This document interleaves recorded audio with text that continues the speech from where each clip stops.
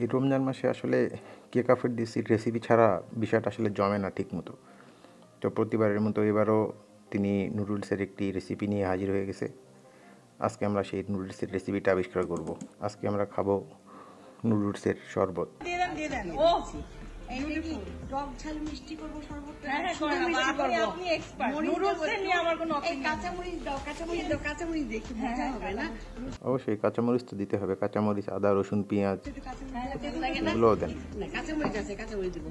আচ্ছা, শরবত যেহেতু লেবু তো দিতেই হবে, আমি লেবুটা খেতে দিচ্ছি। কারিনা দিলাম, হ্যাঁ চিনি দেবো না? আচ্ছা, টক ঝাল মিষ্টি, হ্যাঁ ঠিক আছে। এই 3 চামচ 4 চামচ চিনি দিলাম, না তো মজা হবে না। মজার মধ্যে খেতে ভালো লাগবে না কারিনা। না ভালো লাগবে আপা, যাদের ভালো লাগবে না একটু রুয়াবজা মিশিয়ে নিবা।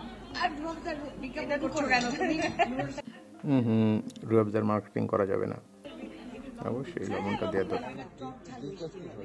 এখন কি করবো? কাঁচামরিচ দেখো, কালারের ভেরিয়েশন এখন কত ভালো লাগছে নুডলসের শরবতটা।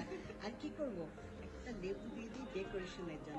এবার কারিনা করে খাওয়াই দেন। দেখো কেমন আবার নিজ হাতে খাওয়াই দেন এখন।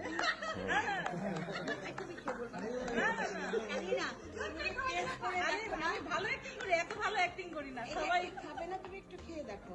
না বা আমরা একটা ছবি তুলি, এটা এআই দিয়ে কেউ করে দিবে যে আমি খাচ্ছি।